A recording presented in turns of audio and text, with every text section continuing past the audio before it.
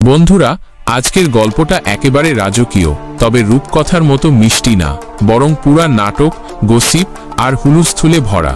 ভিডিওর শুরুতেই দেখা যায় রূপনগরের রাজকন্যা আর গরিবের রাজপুত্র একসাথে দুষ্টামি করছে। এই দৃশ্য দেখে অনেকেই ভাবল, আরে ভাই, রাজকন্যা তো রাজপুত্রের সাথেই 19-20 করবে, আমাদের মতো গরিবের সাথে তো আর করবে না, এইটাই বাস্তব। কিন্তু ভাই, গল্পটা এখানেই শেষ না। রূপনগরের রাজকন্যাকে তো সবাই চেনেন, 3 বারের অস্কার জয়ী বিশ্ববিখ্যাত অভিনেত্রী, আর এখন টিকটকের রানী। আবার যারা দিনের বেলায় টিকটকারদের গালি দেয়, তারাই আবার রাতের বেলায় হেডফোন কানে দিয়ে তার ভিডিও দেখে, যেমন আমার বন্ধু মফিজ। এমনকি যখন রাজকন্যা গায়ক আলভিকে বিয়ে করে ধর্মের পথে চলে গেল, সবাই ভাবল এই মাইয়া তো এখন বেহেশতের টিকিট কনফার্ম কইরা ফেলছে। হায় রে, কে জানতো সেই রাজকন্যা জান্নাত থেকে পালিয়ে এসে গরিবের রাজপুত্র প্রিন্স মামুনের সাথে লুতুপুতু খেলবে। আমার বন্ধু মফিজ ভিডিও দেখে অবাক হয়ে বলে উঠল, জানতাম না রাজকন্যা নেশাখোর পোলারে পছন্দ করে। রুচির এমন দেউলিয়া দশা লায়লার মুখে থেকে কচি জামাইটাকে ছিনিয়ে নিল। আপনারা নিশ্চয়ই চিনে গেছেন এই দুই অদ্ভুত প্রাণীকে। একজন হলো দারাজের কপি সাকিব খান, মানে প্রিন্স মামুন, আরেকজন হলো নায়িকা ময়ূরীর সেকেন্ড ভার্সন লায়লা। তাদের বুইরা জামাই সিরিজের সিজন 5 বের হতেই ফেসবুক পুরা আগুনে পুড়ছে। এই সিজনে দেখা যায় করোনার থেকেও মামুন এখন আরও শক্তিশালী। সে লায়লার বেডরুমে বসে এমন সব বাংলা গালি দেয় যা শুনে লায়লার মাথা ঘুরে যায়, বমি বমি লাগে।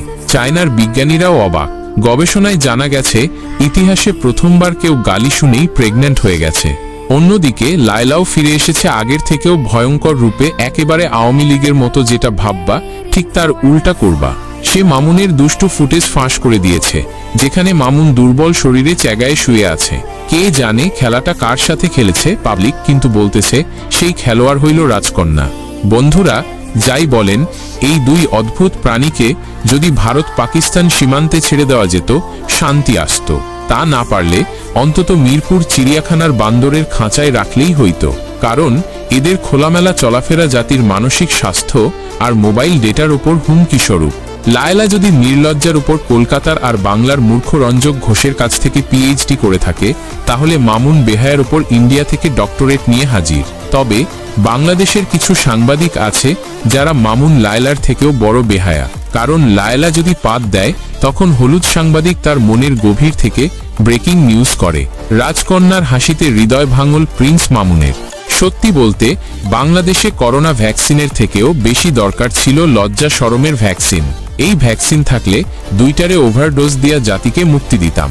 অবশ্য আরেকটা উপায় আছে, মামুনের কলকাঠি কেটে লায়লার কারখানায় তালা মেরে দিলেই নাটকের শেষ হতো বাংলা সিনেমার মতো লিখা আসতো। শেষমেশ আমি বয়ানবাজ একটা ফ্রি উপদেশ দিয়ে যাই, ভাইরে ভাই, এই দুইজন জীবনটারে ইমো বানায় ফেলছে। ফেসবুক খুললেই বুইরা জামাই, ইউটিউবে গেলেই লায়লার লেটেস্ট। শান্তি চাই, শান্তি, শান্তির বিকল্প আর কিছু নাই। ভাইরে ভাই, আমি আইস যাই, উপদেশ দেওয়ার সময় নাই, আমার আর কিছু বলার নাই। মফিজ, নেক্সট ভিডিও বানা, আর না হয় চা বানা। Good bye.